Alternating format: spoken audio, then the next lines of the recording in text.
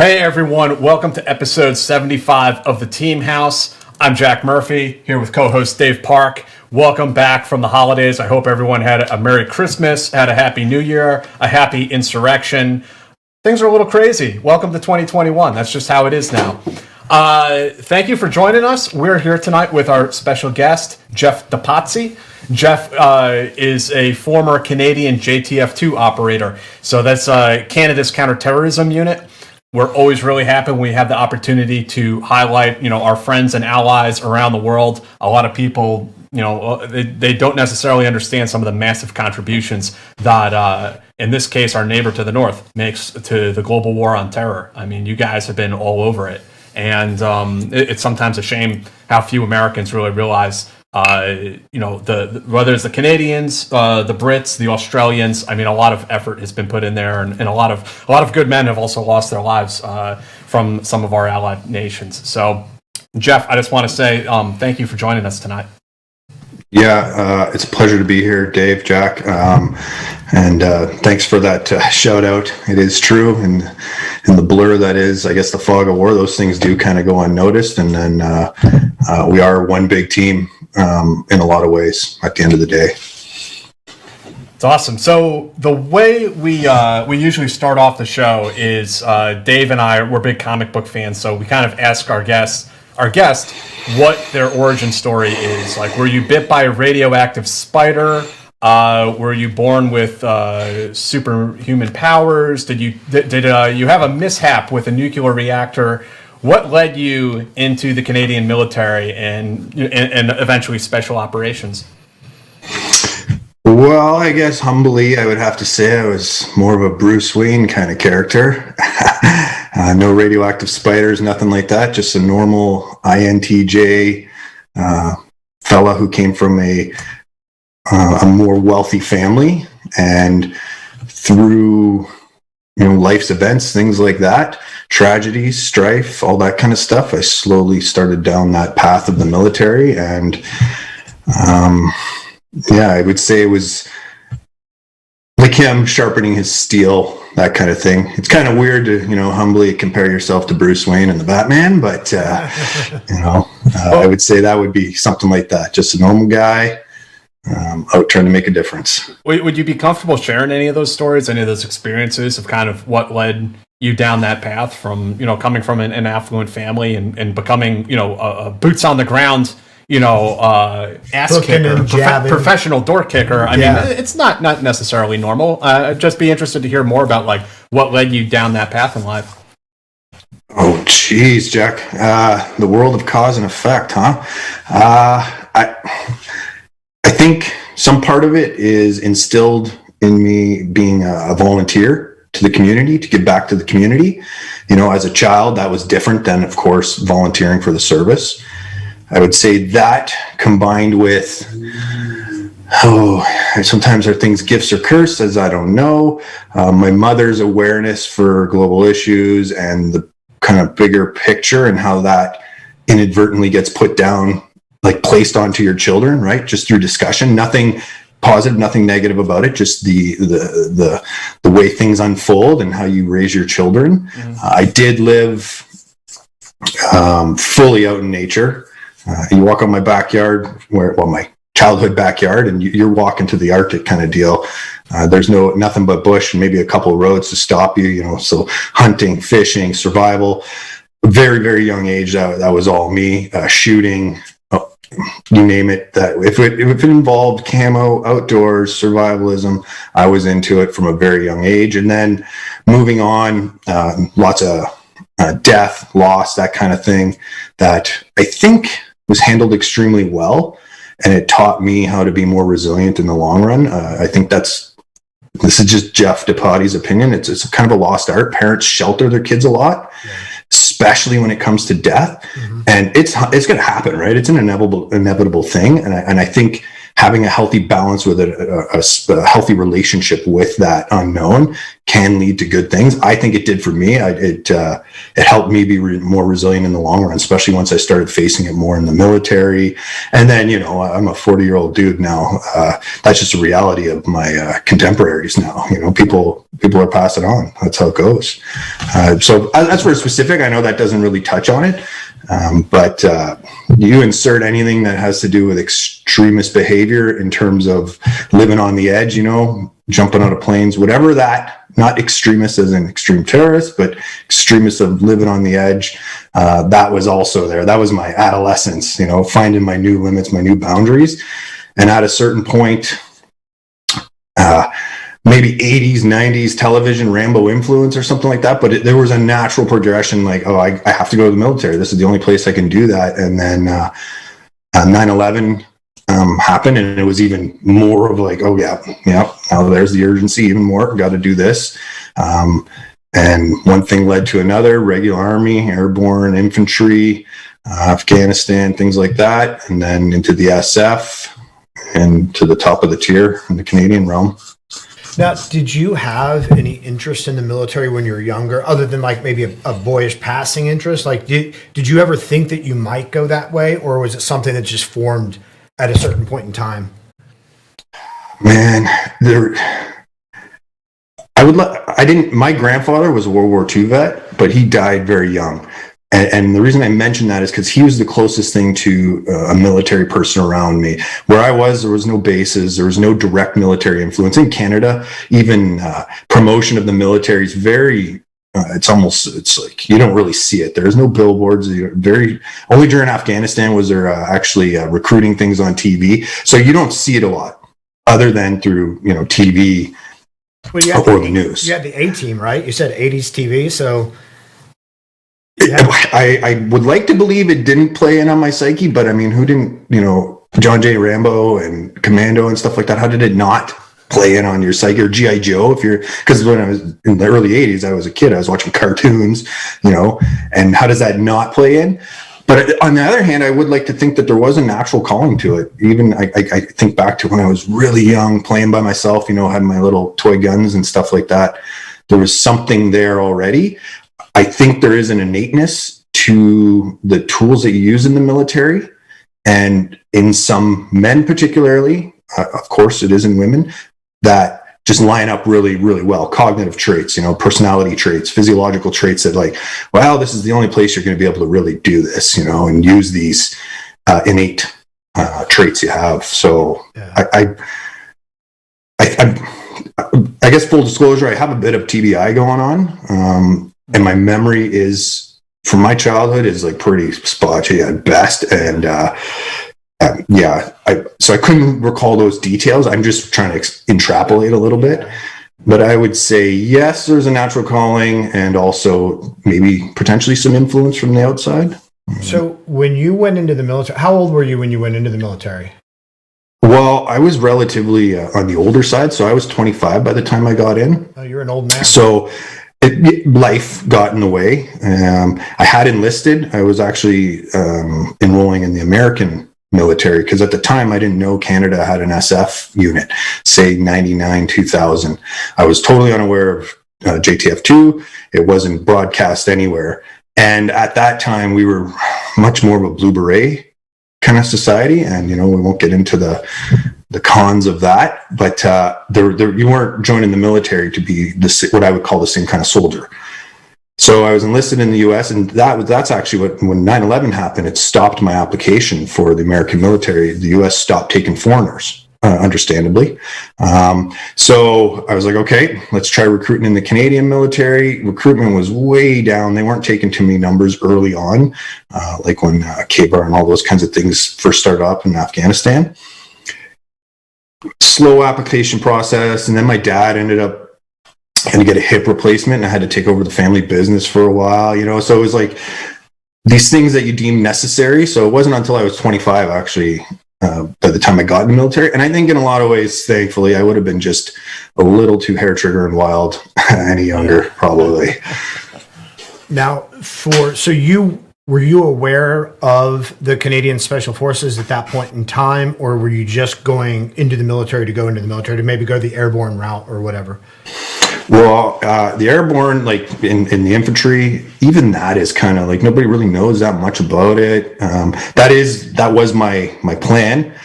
No, by this point, the recruiters had got me wise to JTF-2, and as soon as I heard that, that's where I was going. That's where all my efforts were going. I would do whatever it took to get there. Obviously, there's a lot of sacrifice to climb that echelon on family sides, all that time, all that jazz, right? And a lot of efforts that have to be made. And yeah, I just vectored in, and then a few years down the road, got through selection, and then went through my course and got there. I was getting close to 30 now, just by the way. Workups for Afghanistan and a 9-month tour, and you know how it goes. It's never cut and dry and a straight road. Sure. So you enlisted, and when you enlist in the Canadian military, you cannot enlist directly into JTF-2. You have to spend time in the conventional army prior to that. So yeah, there's no X-ray type program, nothing like that. They are toying around with it for CSOR, the Canadian Special Operations Regiment. It's one of those 50-50. I'd like to see it happen, although I don't think it's, if we look at some of the results down south, I'm speaking out of turn a little bit, but it doesn't really get all that many numbers in anyways, right? It does bring in some people directly off the street, but it doesn't really do the job I think that people hope it does. So no, there is no direct entry. You can do some reserve time and then apply. However, just like anything, if you can't, the military will harden you up. The full-time military is going to do some things that turn you into a soldier. And especially if you go infantry, airborne, Pathfinder, recce, you volunteer for a ranger course. Those kinds of things will definitely harden your souls for going into the SF selections. So no, there is no direct, but I don't know if I'm on the fence about it when people ask me, should it be there or not? So you went the infantry route, and that's the path you took in? Yeah, correct. Infantry, the second I could start volunteering for an airborne battalion, that's what I was volunteering for. Got there pretty quick, actually, super quick. It's one of those things, kind of, fate had it, where CSOR, the Canadian Special Operations Regiment, stood up, and a lot of the people that went to fill in those ranks came from the airborne battalions from the infantry regiments. It's just a natural fit. Those are, your light infantry airborne dude is probably going to be able to get through those selections a little bit easier. Not saying it's the only ones by any means, but so they were, the houses, the companies were empty and needing people. So I got in there really, really fast, and did some time there, and haven't looked back. You said you did some time in the CSOR? No, pardon me, Dave. No, just in the infantry and the airborne. Okay. Spent some years there. Volunteering for all the courses I could. We got to do the last, what was called the Airborne Indoc course. So you may have heard, from the 90s, the Canadian Airborne Regiment. It was Canada's Special Forces at the time, equivalent of Special Forces. They were disbanded, and their course had stopped being run, but we were lucky enough to run one of the last ones and go through that, just weeks of suffering in the snow and jumping out of stuff, Hercs and helicopters and bivouacking up. But it was great, just a lot of suffering for quite a while. But again, I think all those things harden your feet for the long run. Now, can you sort of break down for us how special operations in the Canadian military works? You talk about the CSOR, you talk about JTF-2. And there's SOFCOM over that. Yes. Yeah. What are the different aspects of it? So basically anything that's in the Special Forces realm now is housed in CANSOFCOM, Canadian Special Forces Command, similar to like a SOCOM or a JSOC, I think is the other one, if I'm not mistaken. Well, JSOC's kind of broken off from there now, if I'm not mistaken. Anyway, so it's one command housing CSOR, JTF are supporting units, all that kind of stuff under one command. I'm going to insert a little Jeff Depatie opinion here. I think it was a terrible decision. Before our Tier 1 unit, JTF-2, had a direct pipeline to the Prime Minister. Things were a lot easier to do. And when you add in layers of, conventional wisdom, if you will, it can add in some headaches. There is a lot of good things that come with it, your own air command and that kind of stuff. So the assets that come with that, but very similar structure in that way, where you have JTF, CSOR, your 427, Special Forces Aviation, and a few other support sets and stuff like that, housed in one command. It's relatively a small command, just because we have such a small military. But like I said, it came with some pros, it came with some cons. And how does CSOR and JTF differ in training and mission sets? It all starts with mandate, really. What is that regiment or unit mandated to do? That would be the first thing. And from there down, the next big guy is money and budget, because there are a lot of creative shooters at all levels willing to do a lot of different cool training, but without the money, you're not going to really do that. And then it's assets, right? Mm-hmm. So as far as I know, JTF-2 is the only other unit in the world that's been dubbed Tier 1 from the U.S. side of the house, like SEAL Team 6 or Delta. And I think most of the things that make that up are air assets and money, things like that, that will, help sharpen the steel of the soldier and give them a little bit more tools. The selections are different. So now you got your mandate, you got your tools and all this stuff you got to work with, and now you're going to filter in and shave the ice cube of the people who are coming. And the characteristics that are picked for both units are a little bit different. Again, to fill that mandate, right? You don't need certain characteristics to do certain things, and it's filtered down, filtered that way, right? And so would a rough comparison sort of be built, CSOR being sort of equivalent to Rangers and JTF sort of being equivalent to Delta? Is that adequate, or is it different than that? In a broad brush, I would say that, so I haven't served in CSOR, so I'm not going to really pretend like I know all the depths of what they do. I would say something like a Green Beret is the start point. That's where they try to mirror a lot of what they do. That's where I would say for a start point. And then as far as Delta and JTF-2, yeah, I would say as a start state. But if you reverse, look back at the national mandate, we work differently.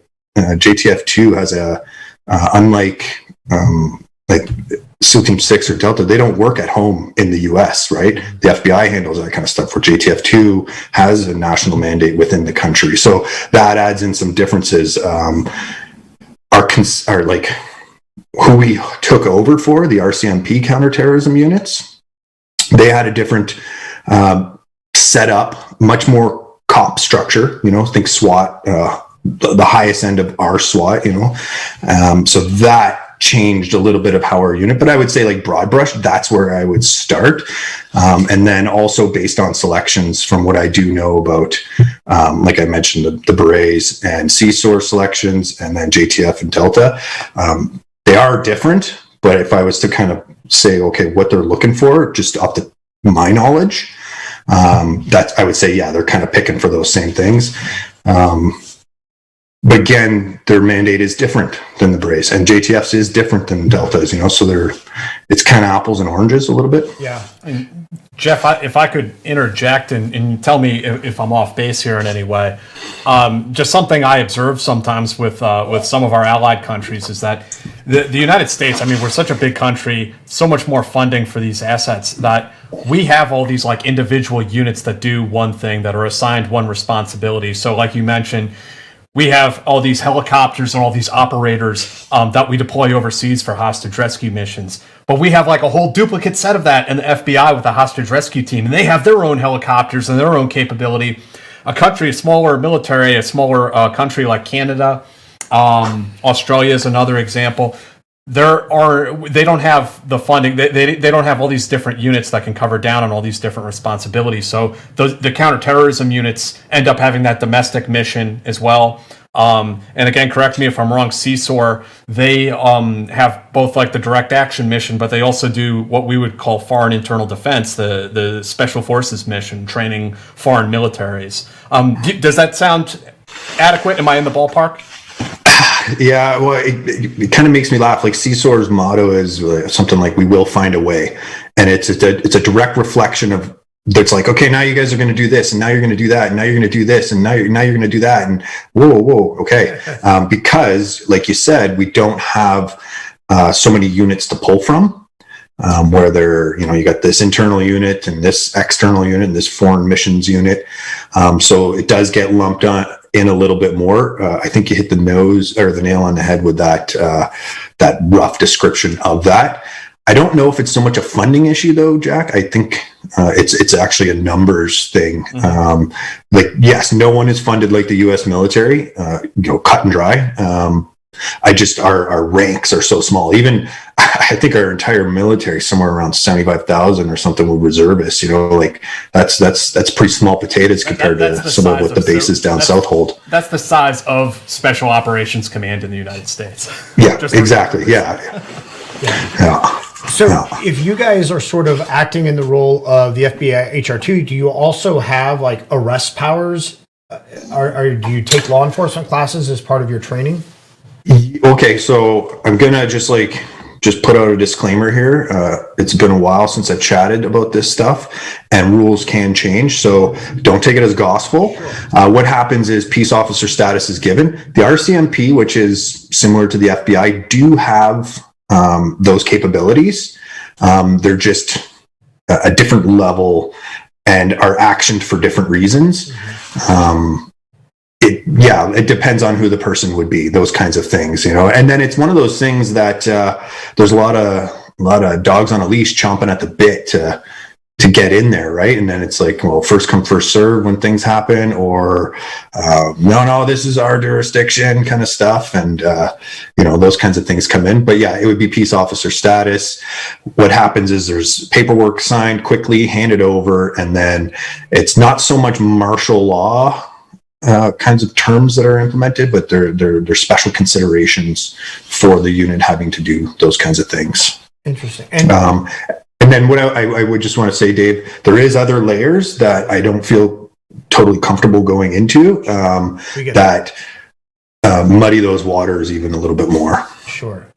So because of that status, does JTF have teams like deployed throughout the country at various times as sort of quick action response teams, or because Canada is a very large country, obviously, and I don't know where you're stationed in JTF, but if something happens on the other coast, you're not getting there super quickly. Yeah. So what I would say, this is where we're gonna I'll say what I can say and not say what I can't say. Sure. And again, it's been a few years, so things could have changed. There is like an immediate reaction force, generally kind of expeditionary for outside the country that are, there's always someone stood up for that, a few minutes notice to move kind of deal. And then as far as where people are within the country, that's kind of close hold info. But you're absolutely right. You don't just fly across Canada in an hour. Doesn't matter what kind of plane you're in. So yeah, it is a big ground to cover. So there are some things in place to take care of that. It's very interesting. So how long was the selection and what was that like for you? Well, I would say selection starts kind of in the what's called the BPSO's office, the base psychological screening officer. And they do a real good job of looking at your file, who you were before the military, who you are in the military, and they have really good metrics to be like, no, you don't stand a chance. No, you're not ready. Apply again. So it really starts there. That's thousands of people are screened out right there. Just the way our selection works, we have really good ability to take attributes, put them backwards into metrics to be like, no, that's not going to work out. There's always, the ones who will slip through, but they'll apply again. So I'd say that's where it starts. And then you move into a week-long, if you pass some standards, some physical standards, some cognitive standards, that kind of stuff, you'll move into a week-long selection. And this is where ours differs quite a bit from other units around the world, because it does have some flavor of that counterterrorism from the policing world, and then all the military stuff that's put on top of it. And it's super, super characteristically driven. Basically, that how do your cognitive attributes show up on paper when you're performing there? It's called neuropsychological testing. So, like a paper personality test, I'm the life of the party, all that kind of stuff. Well, you're put through stuff that directly reverse engineers, like you can't, it's harder to fake what it is. It's like, no, he didn't display that. He did display that. It's much more like that, with the same kind of screws put to you, where the pass fail rate is somewhere around that 11%, depending on the characters that show up. Sometimes if you have really powerful leaders, like I don't mean officer leaders, I mean leaders, they can help drive people through a little bit more. But yeah, around that 11% mark. And then you go into roughly, it's a year-long course, and once again, selection never ends, right, Jack? They're shaving the ice cube there for 11 months. It's you're not done. You're not even done after that year. I kept waiting to be done, and it wasn't until I retired. And even after that, I wasn't sure, because that's the nature of the beast, right? You got to show up every day. So they set that tone very early on. After that year, though, you become a badged operator or assaulter. Yeah. Can you tell us, whatever's not classified, but can you tell us a little bit like what that training was made up of? Like the different types of things that you trained in? Yeah, well, it's, the basics. Well, I wouldn't call it the basics because they're to the nth degree, but shooting, multiple platforms. Obviously, you got to be able to shoot. CQB is a huge portion of our course. I won't get into like the details of how long it is, but it is. I would say we're pretty tuned up in that department. CQB and green phase stuff, recon, all that kind of that level of soldiering, halo kind of stuff, insert extract, all that kind of jazz, everything to get you ready to get out there and be deployable right off the hop. Of course, though, that doesn't include specialty stuff like breacher, sniper, advanced medical courses. There's medical courses and all there. And then the whole time it's about developing the whole soldier, because you don't just put on your camis all the time. Sometimes you're working in plain clothes, and sometimes you're talking to diplomats, and so you got to be able to cover that whole spectrum. Yeah. So did everybody receive breacher training and everybody receive sniper training or do guys eventually branch off in the base in your initial year-long training, or is that a specialty gained later, and how does that work? Yeah, so what normally happens is you'll get in and you'll do some time,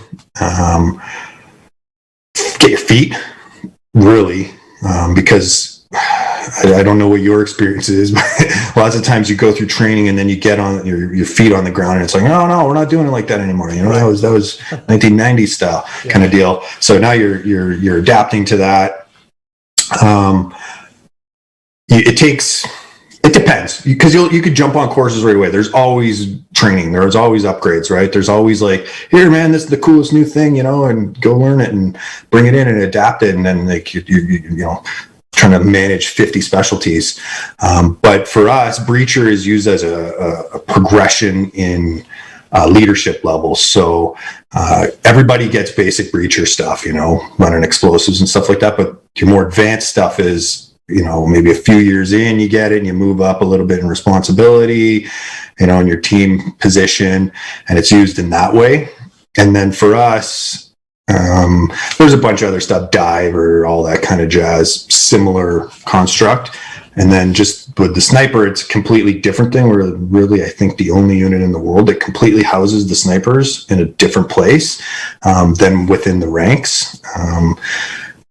It has some pros and cons. it makes for a really, really strong sniper unit because they're in there sniping all the time and not having to worry so much about what the other squadrons and stuff are doing. And I'm not going to even throw a con on it because I don't think there is one. I think if you're going to do that kind of stuff, if you're going to have people specialize, because we all know that a human being can only be stretched so thin, and then things are going to, not even by on purpose or by will, it's just going to fall off. We only have so much neuronal pathways to work with. So it does have that strength. And then, everything else that goes with that, all the plainclothes stuff and all the other programs that I would love to get into because I think they're super interesting, but I just can't. Sure. We didn't really cover it, but when you were on the conventional side and the airborne side, did you do any combat deployments during that time? Yeah, in Afghanistan. I had a 9-month deployment oh geez, man, that's crazy, in the Panjwai, right in Zangabad, the spiritual birthplace of the Taliban.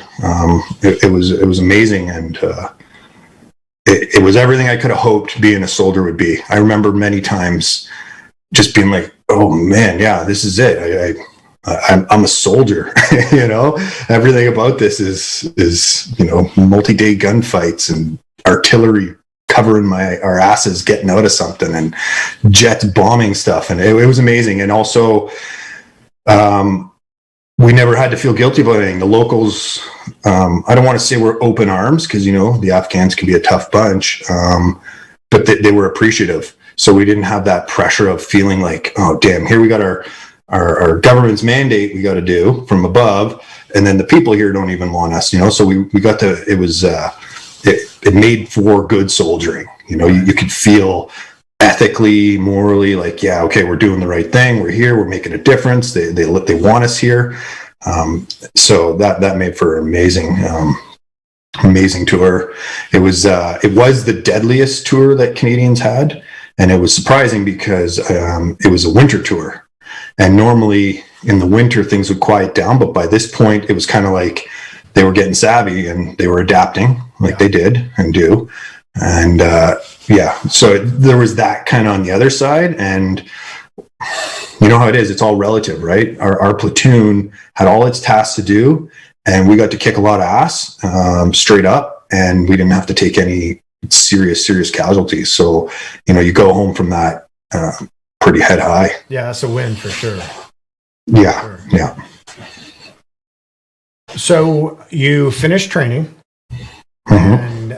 and what was it like when you first got to your team, your squadron? I'm not sure how you guys break it down. Well, we kind of have a little bit of the old SAS, debt squadron stuff, but because we work, closer with our southern ally, we've started moving towards like team and stuff like that. And really what it is it's like hair on fire, adapt, because you're going to be pulled in 50 different directions. You're going to be moved around. Not like this is your new team, but it's like, okay, onesies and twosies, you're going to do this, you're going to do this. And that's just your life. It was a faster pace than I could ever have imagined. And they certainly, they squeeze it out of you. And I don't mean that like cynically, it's just, they get their money's worth. And it's amazing how much people can do and adapt to. But yeah, it's basically hit the ground running, and go, adapt, learn, develop, deploy, rinse, repeat. Yeah, but it was amazing. It was really great. That's super cool. And I mean, so was it everything you were hoping for when the time from when you first enlisted, and you like had it from the beginning, like, yeah, I want to be a JTF-2 guy. Now you're there, you're living the dream. So not every moment of the military is fucking glory, right? I think with the suck though comes the strength to do better on the other end. I think it has a purpose. So obviously there is some of that. I'll go back to that thing, Jack, about saying that I never had to do anything or be in a position where I had to have regrets. And I think that's a big one. And I'm not saying a lot of soldiers come out with regret or are put in positions of regret, but I always thought like, fuck, if I had to do something I didn't really want to do, what would I do? You know, and so that was a big win for me.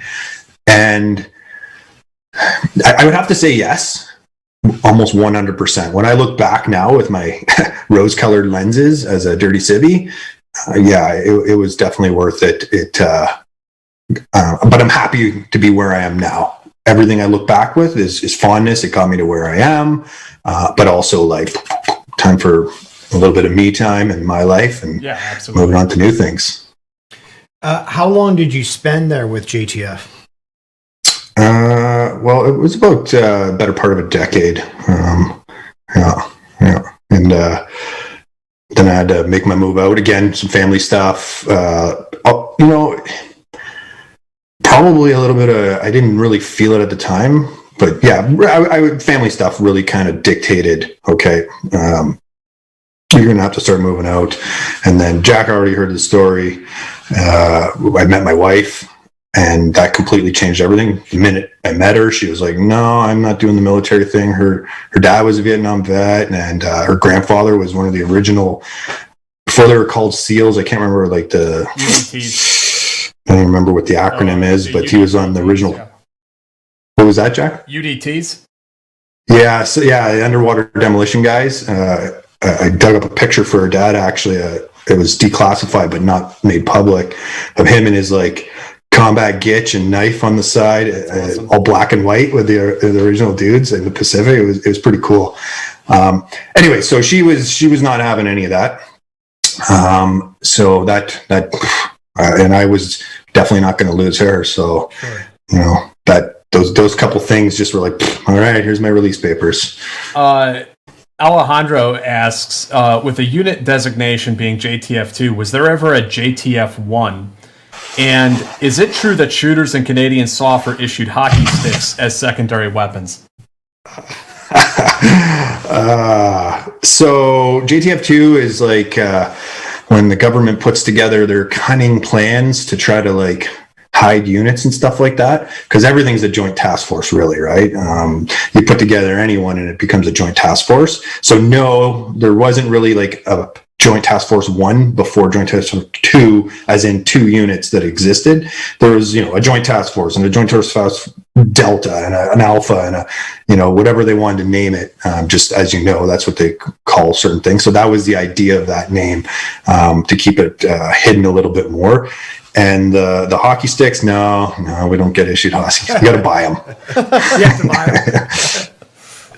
them. Do the guys cut them down to make them easier to carry through doorways? Yeah, exactly. You don't want to be caught when you're going through the doorway. Right. So that must have been, for being such a small unit, having domestic responsibilities in addition to Afghanistan and maybe Iraq, I'm not sure. But your schedule, it seems as though you would do a deployment that you would never have any downtime, plus all your training requirements to stay current. What was that like for you and for your teammates? Yeah, well, if I could add in there too, we were also in charge of marine counterterrorism as well. So that the plate she get full. That's all there is to it.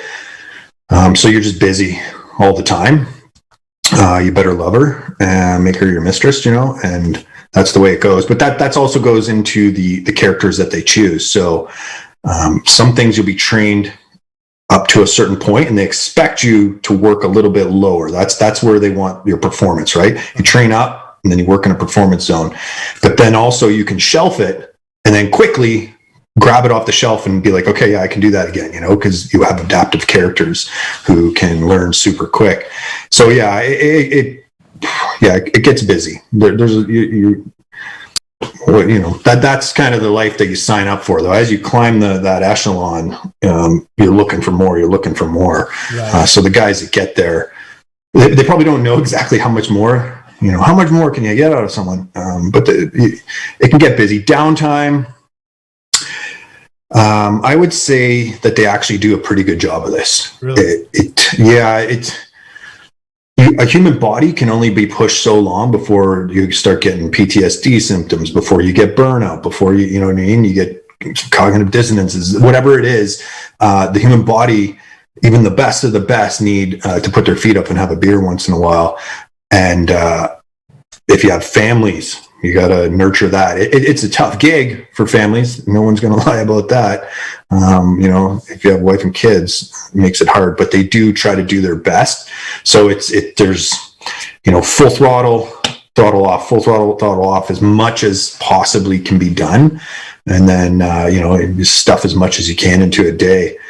And as far as like sacred cows, that's always a discussion. Like, what do you keep? What don't you keep? What can be put in a binder and put on that shelf? What do you do? Especially, we know this, the enemy changes, and one day this is the tools you need. And so you got to be going, right? You got to be adapting. You got to be figuring out what's new. How do you stay ahead? So that adds in a whole different paradigm as well. Now, I know JTF was going to Afghanistan. Were they also going to Iraq? Well, according to the newspapers, Dave, JTF-2 was in Iraq. Okay. Fair enough. And what was your first tour with JTF, your first combat tour, I'll say, with JTF, like compared to what it was when you were in the Airborne infantry?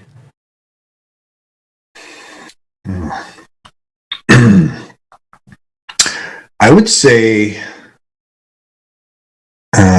things feel safer because now it's not any mouth breather to the left and right of you. You have guys that in most ways are probably better than you. You know what I mean? Your training is completely different. Your assets are completely different. Plans are actually, you're able to execute plans. Right. Where it's not the old, like, it doesn't survive after the first boom. Well, the idea is that you have a team that can execute a plan. And then you have the ability, the attributes, the attachments, the tech, whatever it is, to do that. So in that way, it felt, I would use the word safer. And it's just different character, different roles. That's why I use the word very specifically, though, when I talked about Afghanistan and being airborne and stuff. It felt more soldiery than as you move up. As you move up, you start to work with different agencies, and your roles change. And fights aren't fought with guns; they're fought with manipulation, words, that kind of stuff, and what you can build to develop the strategic picture as opposed to just a tactical picture. So I would say those are some of the key things. But I would say, yeah. Yeah. And we're, I know you say it felt safer, but the Airborne infantry felt more more soldierly. Did anyone feel more rewarding to you in their execution?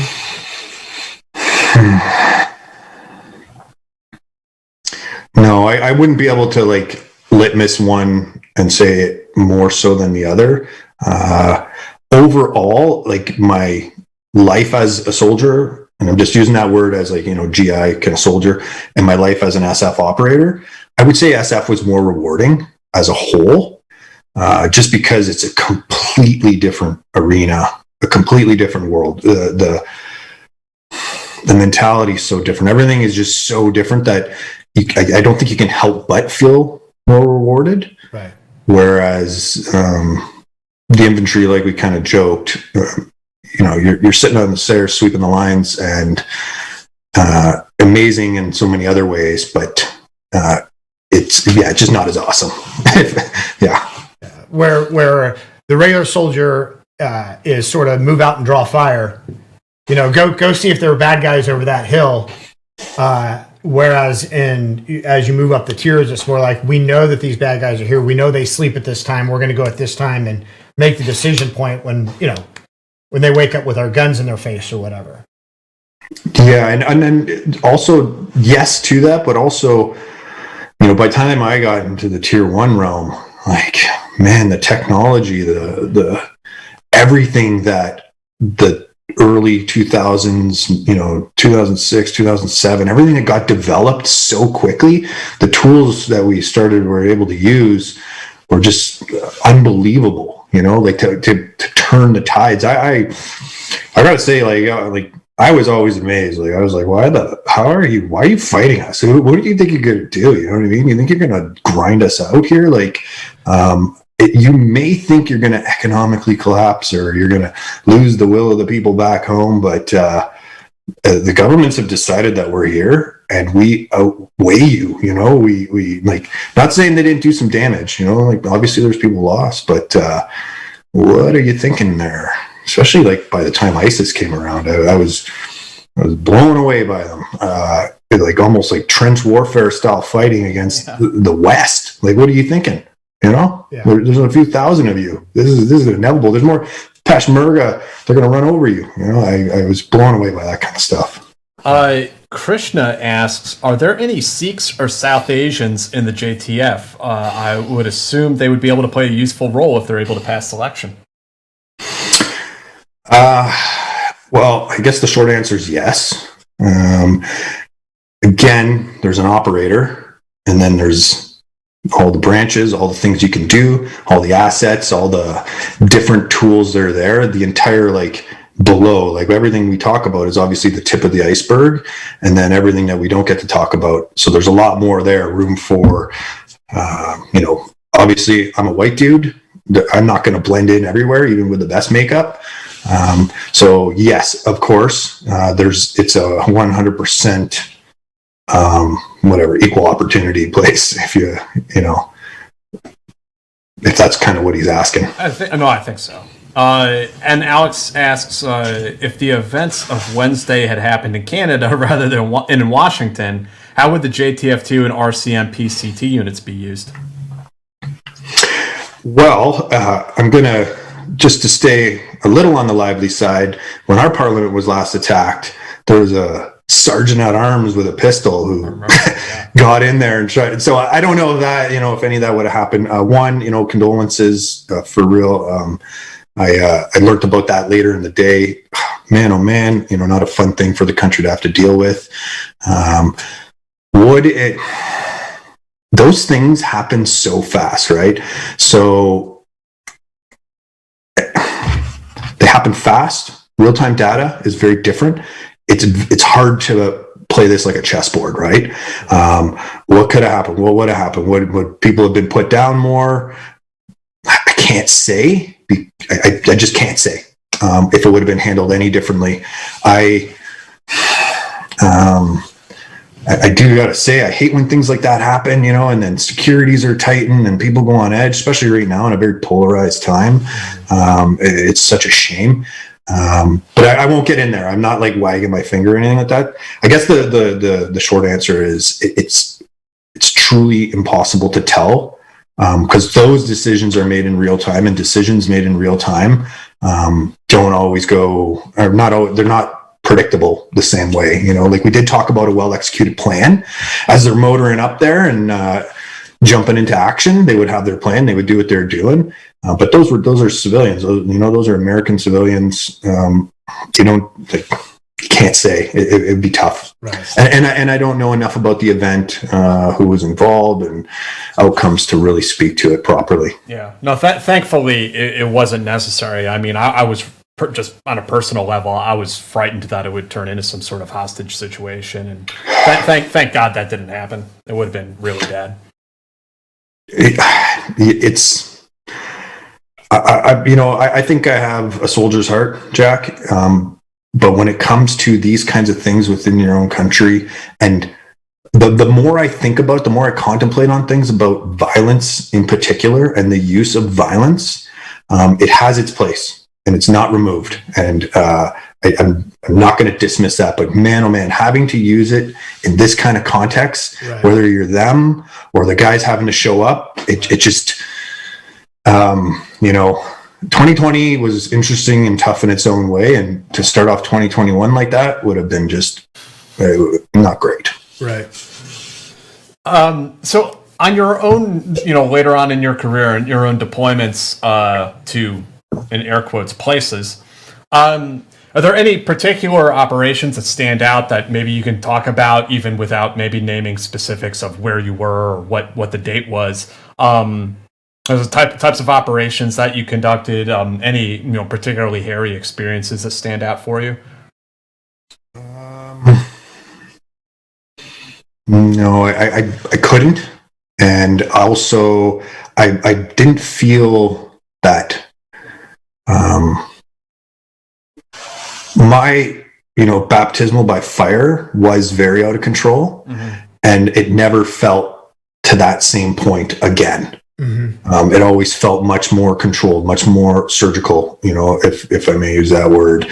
So no, not particularly, not really. No. Well, that's good to hear. Actually, I mean, that means you guys were all doing your jobs, right? Yeah. Well, kudos to JTF-2. They have a presidential citation from Bush. They were there from the very get-go in the early 2000s, and knock on wood, we haven't lost a unit member anywhere in any operation. That's amazing. That is amazing. Yeah. And I mean, I don't know what you can say, Jeff, but I'm guessing that your former unit was deployed almost continuously throughout the war. Yeah. Oh, yeah. And like I said, I don't know what's really going on out there, but it was many, many, many years, and if it's even over, you know what I mean? Right. Yeah. Now, what was the bureaucracy and political situation for you guys like while you were there? Because I know that certain U.S. forces had challenges at various points in time of being pulled back because maybe Karzai or because politics would dictate that, hey, we need to slow down a little bit. Some countries too have they're part of our task force, but they have their own parliaments back home, right? And I've heard these stories about the Norwegians and the Norwegians or the Danish or whoever, and they're planning this big operation, and then a member of parliament gets wind, and they're like grabbing your hoodie back here like this, like whoa, hold on a second, you're not going there.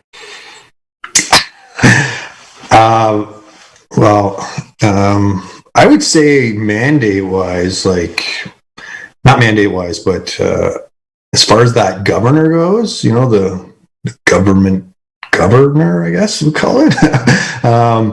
I never really felt it that much. If I look at it comparatively, we're not the most aggressive country in the world, definitely, from the outside, but militarily, we're definitely up there. Yeah. Hanging out. We're not, I'm not going to even pretend like we have the most foreign policy being projected outwards. We definitely don't. But I didn't really feel that in comparison. I would say as an operator on the ground, that's what you want in your operator. You want to hold them by the hoodie, and that's really what they're looking for, is that guy, that group, that team, that task force, whatever it is, to be doing that, right? It's a lot. I think it leads to safer results to have to dethrottle than to miss something, right? So you want them doing that all the time. I think that's just a natural, as far as on the ground feeling, every moment, I think as an operator, you're like, let's do this. Let's do this. I'm ready, man. You're always locked and loaded, kind of ready to go. So there is a little bit of that, but I would say if you step back and kind of zoom out on it, and get some perspective, no, I would say it was pretty good.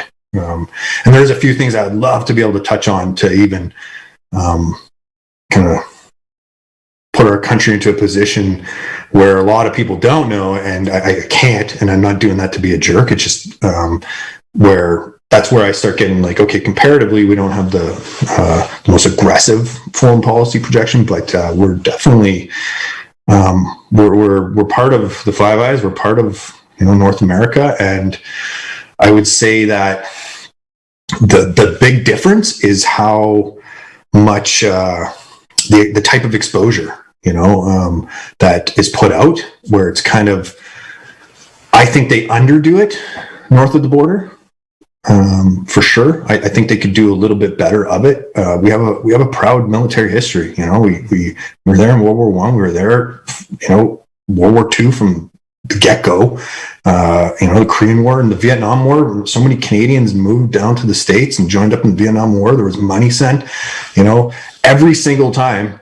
The Gulf War I, Gulf War II. There's always some form there, some, whether it was through money, through ships, or something.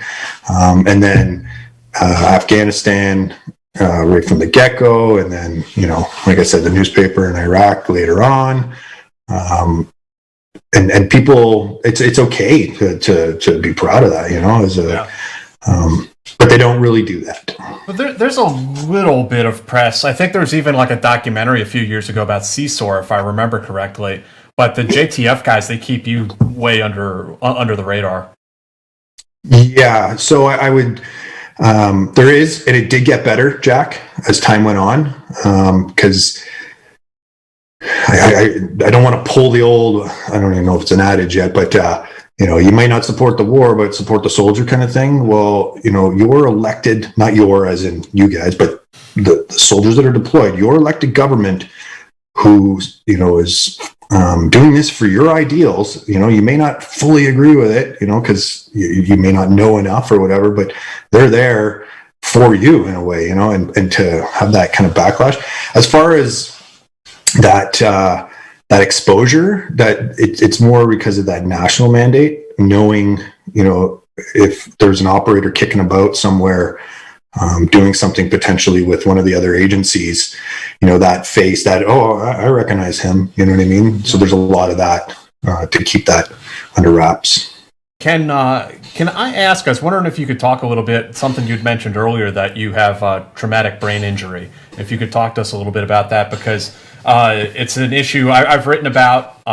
We've interviewed other people who have it. Justin Lassick, by the way, who we had on a few episodes ago, lost his legs, and he's been dealing with a lot of stuff. And he was on the show also talking about his unit wasn't promoting him.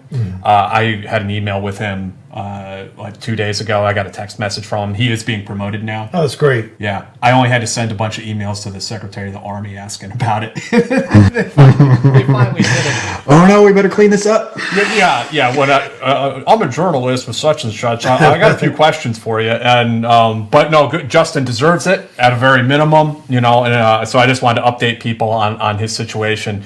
And so, Jeff, I was wondering if you could talk to us a little bit about your experience, how you got injured and how you have grappled with this and the difficulties going forward.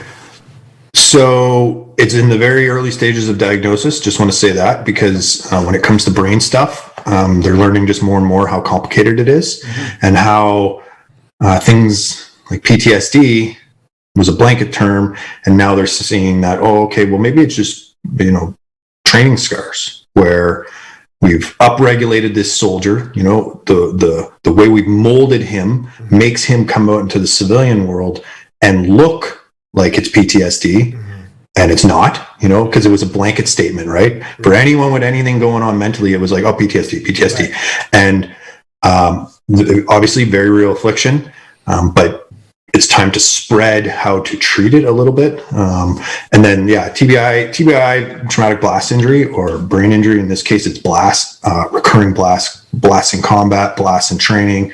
As a breacher, I soaked up a lot of explosives, and it takes a little bit of time to come to the surface, because you're getting out, you're kind of getting your legs, you're figuring things out, and then, takes some time for these things to settle in. And for me, it's a little bit of those training scars, a little bit of that TBI. So the thing with the brain injury is the way your cognitive, your neuronal network works in your head. If you're injured in a certain area, it'll come out in your psychology in that same way. And then it's like, PTSD. Well, to treat it, though, I have a brain injury. I don't have a personality disorder. It's showing up as a personality disorder, but it's different, For the guy you're talking about, that's going to show up completely differently, because now he's, lost his legs, and, his life is completely different. So to undo those things, like, especially if you had a bit of brain injury already, so now he's dealing with that. By any definition, that's trauma. You know what I mean? I always was okay with the concept of losing my life in battle, but having to lose a limb was always the toughest thing for me to deal with. And it's not a vanity thing. It's just like, that was hard for me to conceptualize.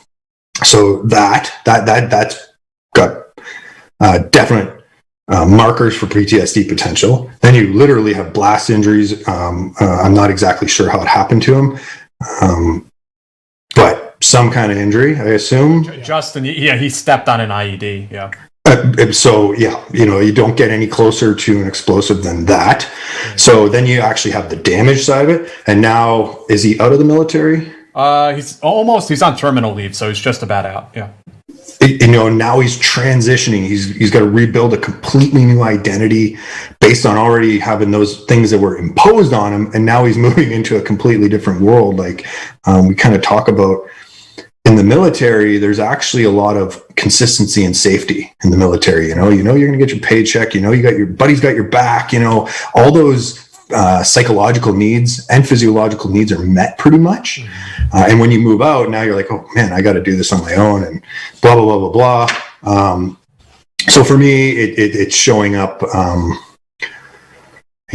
Sleep loss, and then sleep loss perpetuates that situation. Memory loss, that's the big one. For me, names to faces shows up.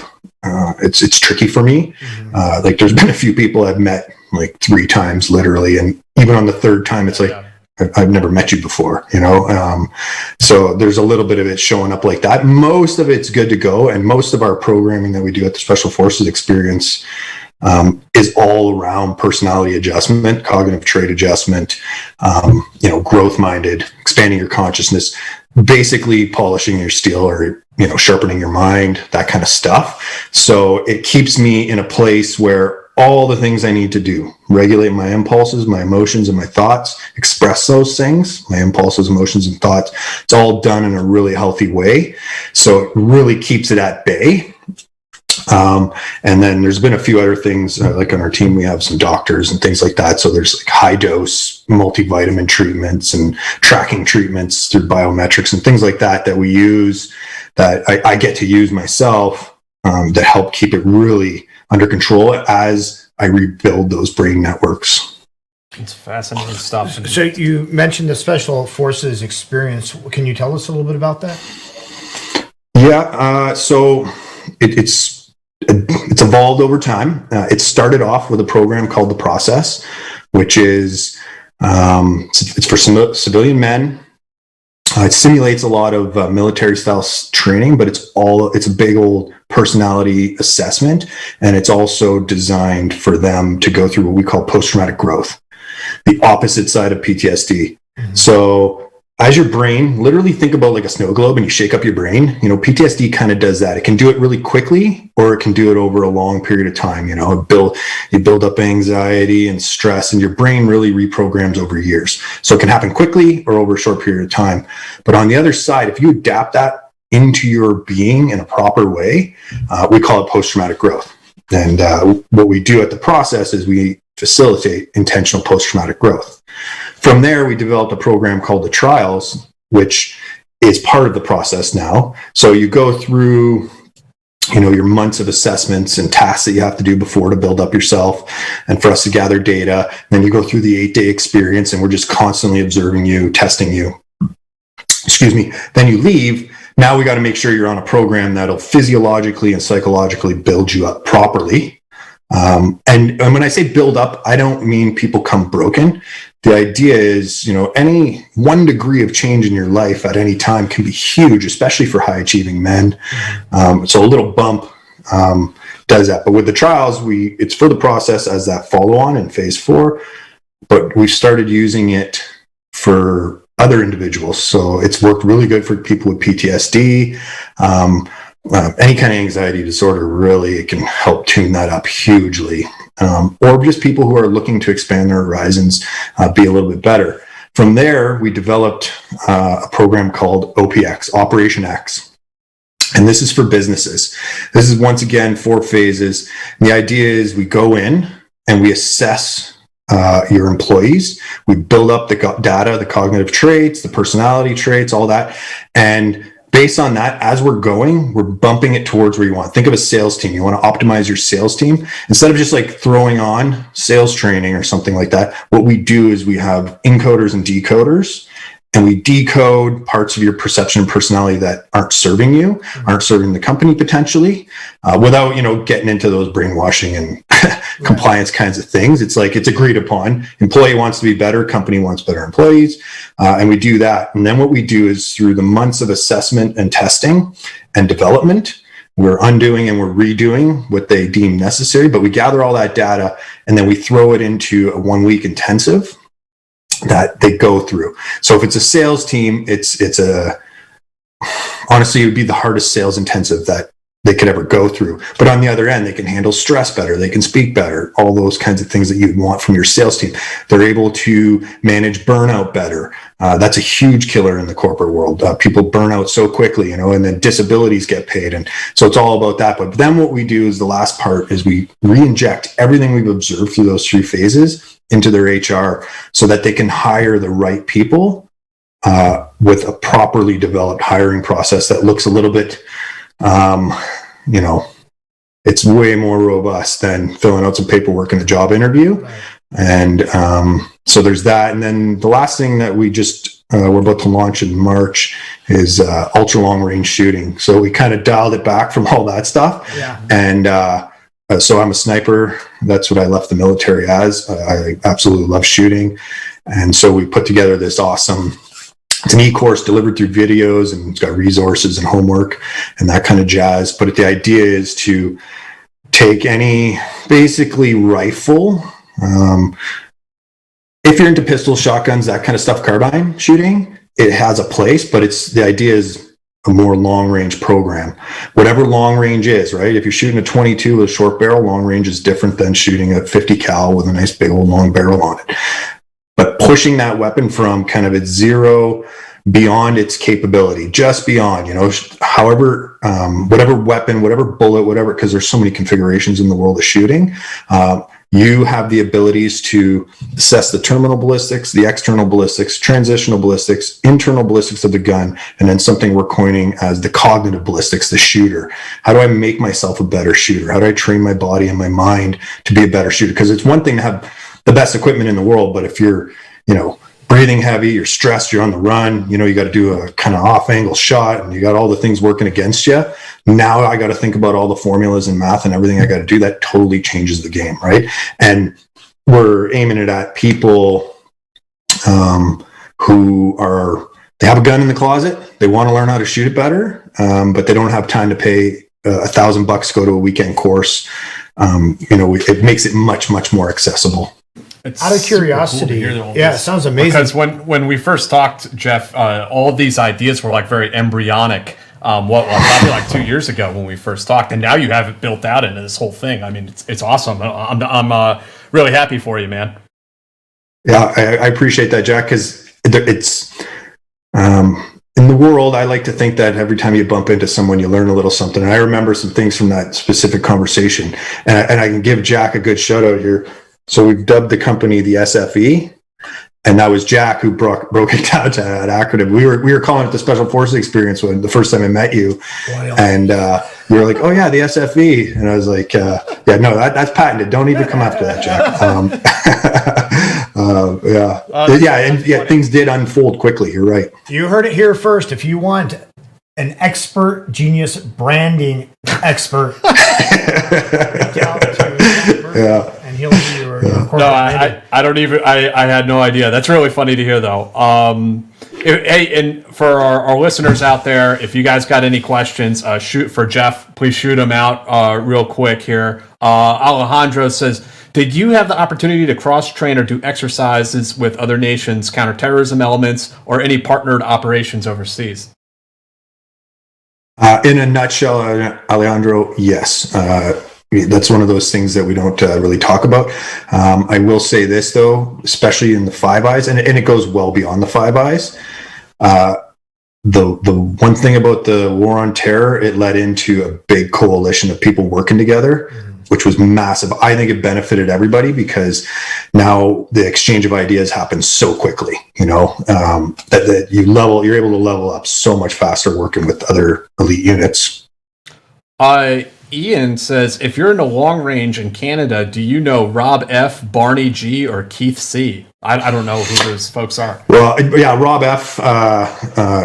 Rings a bell. Right now, I'm down in the U.S. with my wife. We have her guns down here, and so we're shooting on BLM and state land a lot. And I don't know those guys, but the names ring a bell.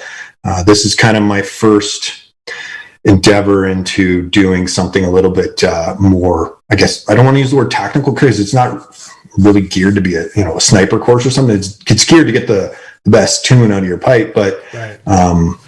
It's the first time we're moving into this, and it's delivered differently. Those guys, they deliver it in a way that I'm not delivering it. This is meant to make it much more accessible. Like, I don't know how many people have guns. How many, like right now, trying to buy a gun or even ammo right now is pretty crazy, at least down here in Arizona. Like, so all these people now, out of fear, have bought guns. And really, the truth is, now you're just more dangerous. I'm of the mindset, if you know how to use it properly, you're less dangerous because you're probably not going to have to use it, and you're way less likely to injure someone else. And then also moving into competition and sport, and it's just a good way to get out with the family and stuff like that. That's cool. Out of curiosity, is one of the reasons why you picked long guns as sort of an extension to your program is because there's such a biometric element to it. And, when you're talking about relaxation, when you're talking about, even entering a meditative state, that's much more the long gun shooter than it is like a carbine shooter or a pistol shooter. Well, I guess yes, in a nutshell. But I love shooting pistol. I love shooting anything, really, to be honest. I like guns, but you're absolutely right. Once you move into this realm, there's a whole different type of like a Zen approach, a calming approach that comes with it. And to me, it's much more technical than the rest. And I kind of hesitate to say that because almost every gun is very similar. A pistol has all the same forces that a rifle, just different mixtures. So probably, yeah. Especially like now that I think about it, you go out, you're kind of, for me, it's a very relaxing thing. I just don't think I consciously linked those things and say, hey, you know what, because of this, I'm going to do this. I would say that because of those attributes, it was a natural segue into doing it. Yeah. I think it's great because one of the things about long range shooting is, and you know this even better than I do, Jeff. I mean, I think it puts you into like a meditative state because you're like so focused on this one thing. Well,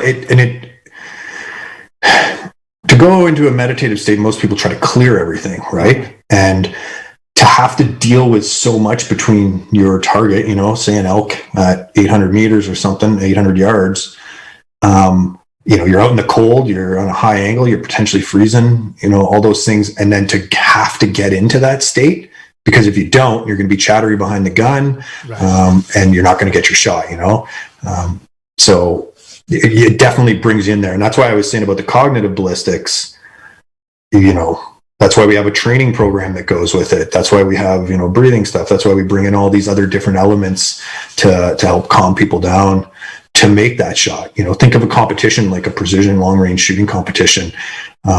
Even if you have all the skills in the world, but you're choking on your own air to get there. Right. It doesn't matter how great the shot is, you got to get there. And then once you're there, you got to be able to slow down because you're not going to be in a bench. And no matter how good you build up your shooting position, there's going to be some influence on your body and you're not going to go hold that position. Right. Heartbeat, breathing out, all that. Yeah. Yeah. If you don't mind, can we roll it back a little bit about when you entered the snipers? How long were you on the line? And then when did you decide, and why did you decide to go to the snipers? Well, that was, nothing's ever cut and dry. I don't know how it is in the U.S. military, but because I'd done my sniper course, but it was years before I went to the sniper troop. So, it was showing up in different ways, a marksman, long range in that way, injecting those tools and traits. So it was years I was sniper qualified, but it was only like a year and a half, I think, or not even, that I spent in the snipers before I left in the unit. And were you always like on the wait list for that, or was there a certain point in time when you made the decision that that's where you wanted to go? I think it's a little of A and a little bit of B, if I remember correctly.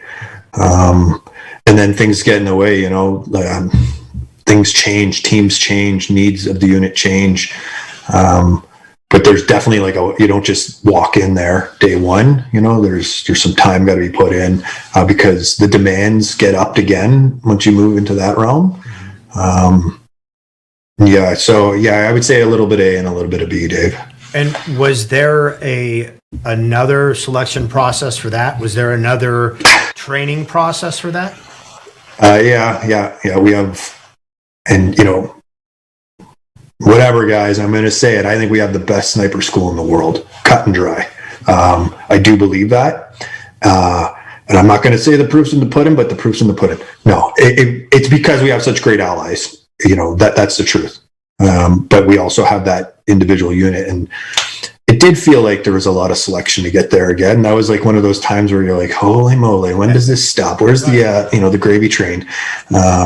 So yes, in a way, but no, there definitely is. Not in a way, there definitely is, because the demand, the way our unit is set up, the demand gets upped a little bit. So in a way there is. Yeah. I don't know if there's actually an official one. But yeah, there is. I just need to check chat real quick and see if any Marines chimed in. I've been reading through them. No, I when the best snipers in the world. I just want to see if any Marines popped in, but not yet. The Canadians do have and have always had very well regarded snipers. So I want to say, don't you guys win quite a few of the tactical sniping competitions? I couldn't speak to that. I don't think our unit really enters too many of those. I could be mistaken. Again, I say that kind of jokingly because there's probably better snipers somewhere else potentially. But I would also if we're going to compare, if you actually wanted to get comparative about that statement of best, it would be a hard argument not to win that one. And you guys can go do a little bit of Wikipedia research and see who has the world record sniper shot. So you said that you went to the sniper school years ago. Was there additional sniper training then, like a longer course once you got into the section? Like all things, we'll just call it on-the-job training. Okay. All the new things you got to do, all the extra surveillance tools, all the. I won't get into the specifics of what's there. Yeah. Think tip of the iceberg, sniper, guy in a ghillie suit, and then below that, all the extra stuff that you do got to hoist aboard to work in there. I wouldn't really be able. It's some things, I think the U.S. has a really good school for everything, and then a really great structure to move through that. And not so as you move up that into the upper echelons, that kind of fades away because the demands are so fluid and almost chaotic that you can't quite work that same way. So you'll get some stuff piecemeal. Right. We try to put it together as much as possible. But because those numbers are low, force generation sometimes takes a kick, right? If you only have X amount of guys and they're all deployed, you can't deliver the training kind of thing. Alex is asking Civ Group grad versus the SF Experience grad, who wins? And he's talking about a company that I've been creating, but we're doing something a little bit different. It's more like Escape the Room. Sort of fictionalized scenarios that we put people through. Yeah, I have to say, Jack, I did read through your stuff, and I agree with. I think they're not completely different, but they are very different. Maybe we can work together sometime in the future if we ever want to run anything in Canada, or vice versa. Might be some opportunities to help each other out. I would definitely do that, Jack. I would definitely do that. Cool, man. So, what do you got there? Well, I was going to say, Jeff, Jack already put this in the chat, but for the people who are watching or listening, on the podcast without the benefit of the chat, can you tell us where to find your website and where people can, if they're interested in the SFE and they want to sign up and take one of these classes you talk about? What's the next step? Yeah, so head to the website, thespecialforcesexperience.com, and then right there on our page we have the process, the trials, OPX, and ultra long range shooting. For anyone who's interested in the ultra long range shooting, just head down there, type in Team House, and once this thing's in the breach, March 1st, our program that is, you'll get a 10% discount for signing up early. There you go. Cool. 10% discount when you mention the Team House. Yeah.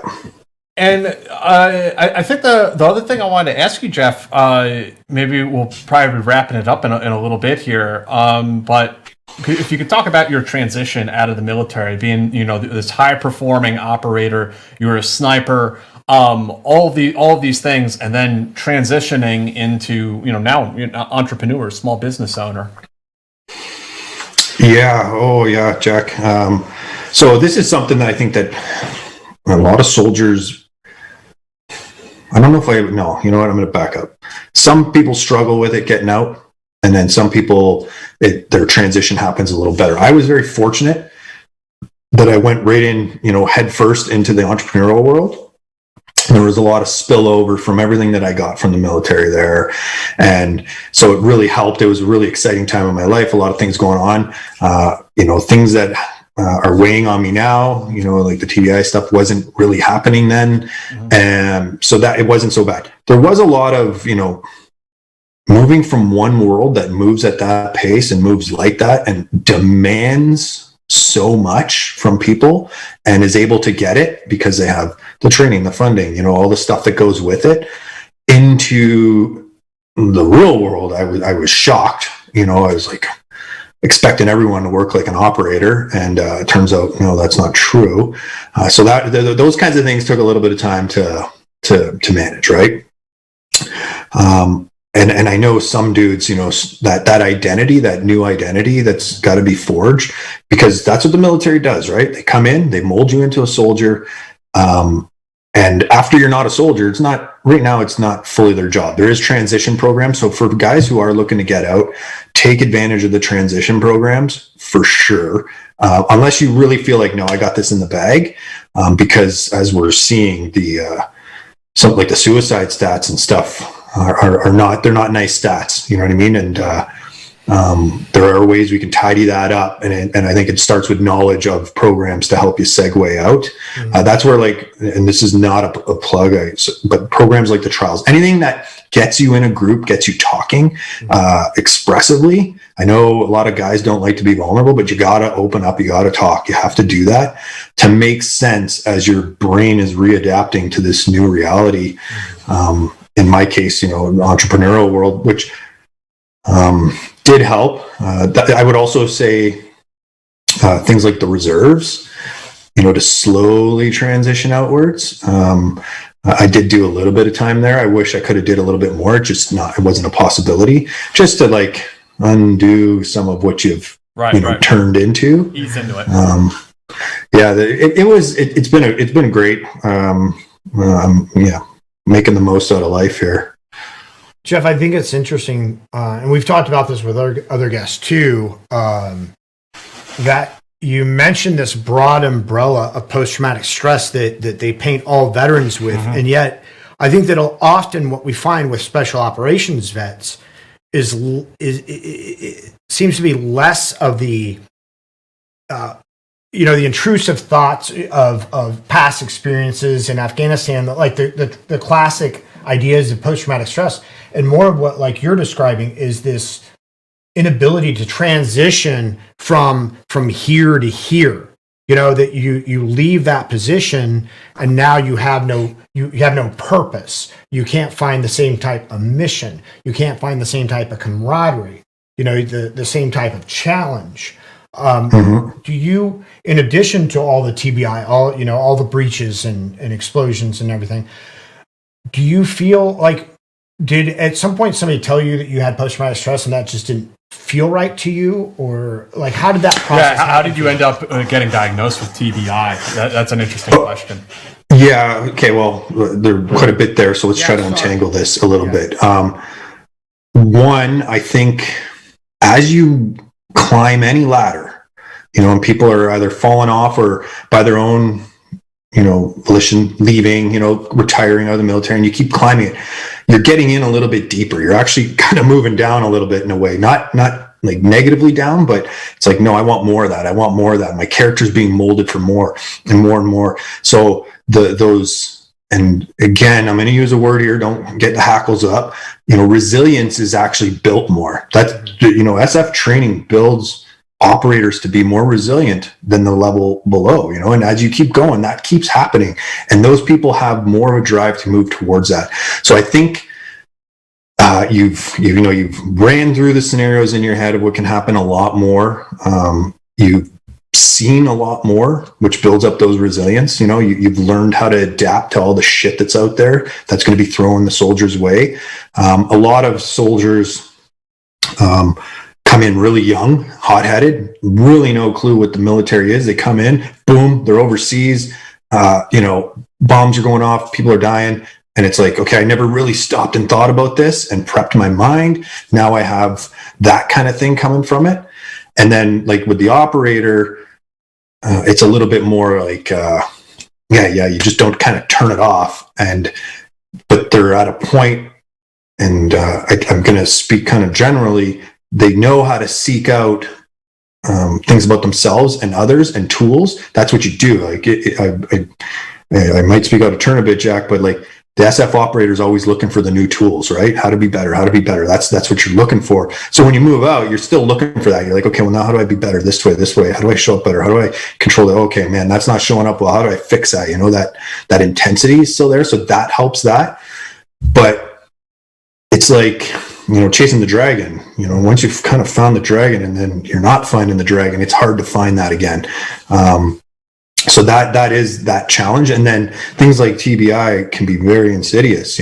Sometimes they're bam and it's there, but concussive damage can take a long time to manifest. And then, you come out, maybe you start drinking for 2 months and you start falling down the hole a little bit more. And then maybe you're arguing with a wife. There's a whole bunch of things in the chain that can set it off. But like you said, that purpose, finding purpose, very, very important, because like you said, the mission is dictated to you at the military. You show up at this time, you do this, and then we're going to go do this. And sometimes you don't really know the depths, but it's given to you. And now you have to do that yourself. And as easy as that seems, it's not that easy, especially to find things that, satisfy your soul. But there are ways to do that.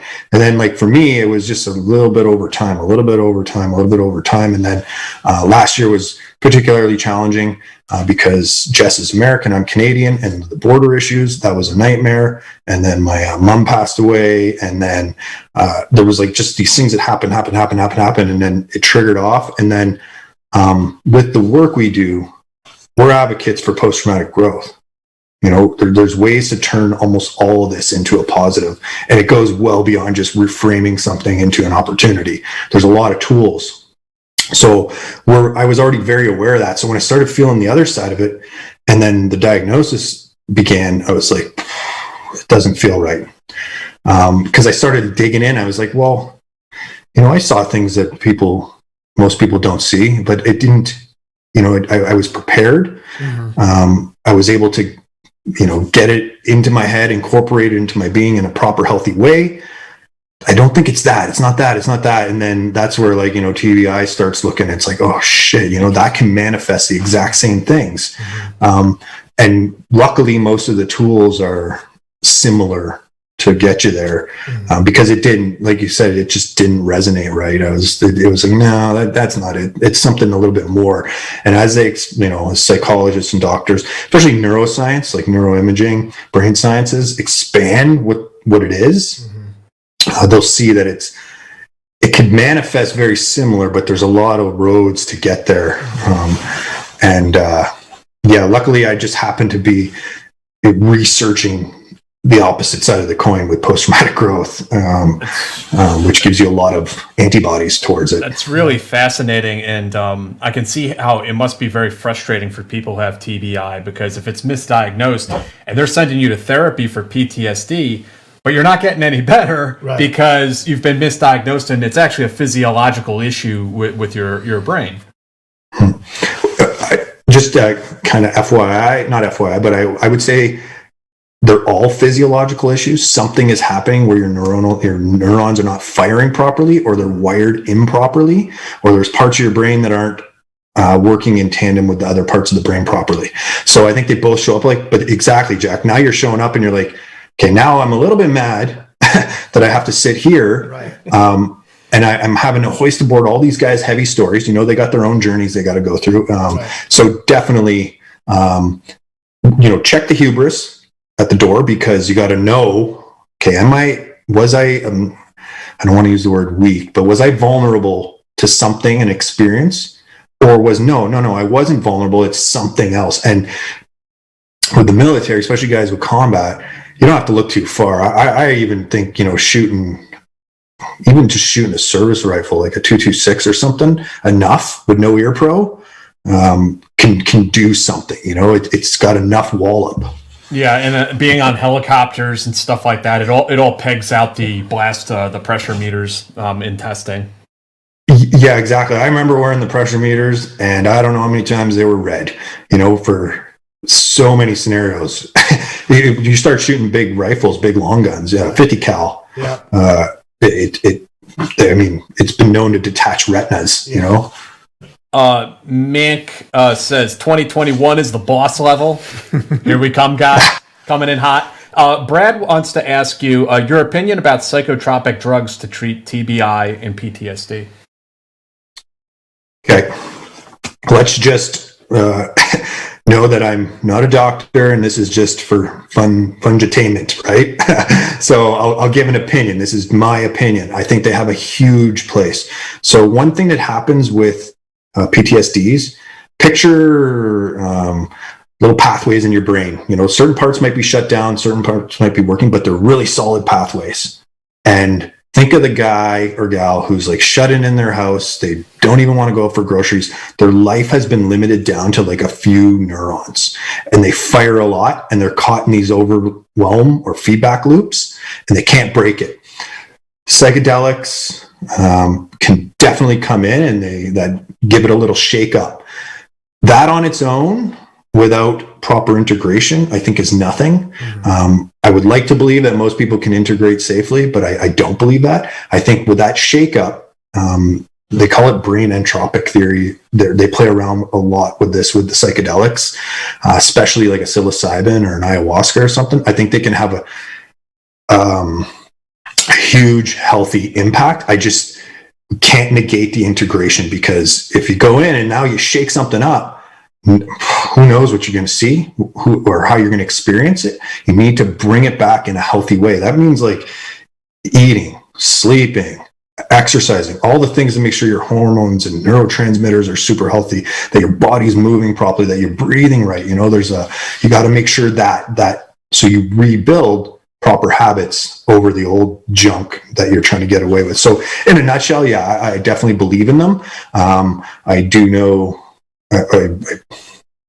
it's definitely a good thing. It's kind of on the forefront, and this stuff's tried and true, man. Like Amazonians have been using ayahuasca for thousands of years. Like they have been part of human culture forever, and most of them used them in that kind of way, where it was like, okay, Joe's not doing so good. Let's give him a little shake up, and then reintegrate them. So yeah, they definitely have their place. Jeff, I was going to ask you if you could stick around for like a 10 minutes to do the bonus segment with us, if you have a moment, if that's cool with you. What am I getting into, Jack? I'm going to ask you. It can actually be almost dealer's anything. Choice. Yeah, it kind of is. But just wrapping up here for this segment, thank you everyone joining us. Our first show of 2021. Really looking forward to what we got coming on this year. We got guests scheduled all the way into mid-April. If you go back and you look at our New Year's message we published, I walked through the whole list of people. Next week, next Friday, Nick Brockhausen. You guys have asked for Nick many times. We have him coming on the show. He is a veteran of Mac v. SOG in Vietnam. Authored 2 books, We Few and Whispers in the Tall Grass. So we're really looking forward to our conversation with Nick. Please make sure you like, subscribe, and share the video, and subscribe to the channel. And there's also a link down in the description to our Patreon page if you want to support what we're doing here and get access to the bonus segments that we film. And also, once again, it's Jeff's website, thespecialforcesexperience.com. So go check them out. Any final thoughts? Anything I failed to cover that you want to put out there, Jeff? No, that was great, guys. All right. Jeff, thank you so much for your time. We really appreciate it. Thank you. Thanks so much, and look forward to talking to you again soon. Take care, everyone. Have a good night. Okay, that's it. That's it for the stream.